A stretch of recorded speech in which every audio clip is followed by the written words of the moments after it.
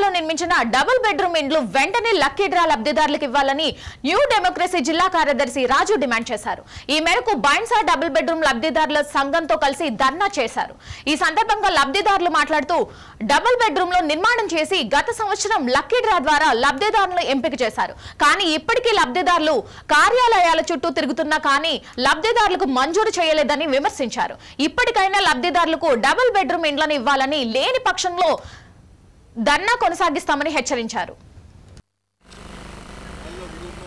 మాకు వెంటనే ఈ డబుల్ బెడ్రూమ్ లో ఇవ్వాలి అని చెప్పేసి ఇక్కడ ధర్నా, వర్షం వస్తున్నా వర్షంలో కూడా మేము మాకు ఇండ్లు రెంట్ ఇండ్లల్లా కూలిపోయే ఇండ్లల్లో మేము ఉన్నాం కాబట్టి వాటికంటే ఇదే నయం అని చెప్పేసి ఇదే వర్షంలో మేము ధర్నా చేస్తున్నాము.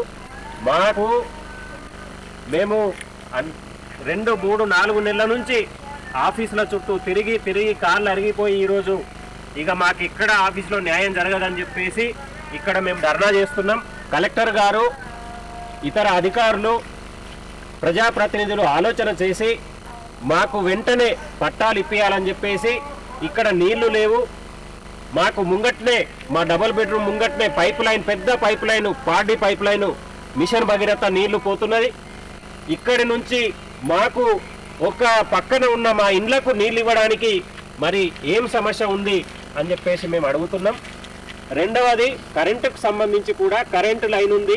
కరెంటు లైన్ పక్కనే మాకు డబుల్ బెడ్రూమ్ ఉన్నది కాబట్టి ఒక్క కరెంటు మీటర్ ఇచ్చేస్తే మాకు సరిపోతుంది.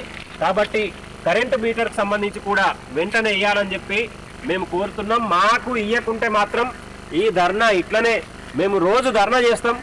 ఎవరు కూడా మా సమస్యను తక్షణం పరిష్కారం చేయాలని, మాకు తొందర ఇవ్వాలని చెప్పి మేము కోరుతున్నాం.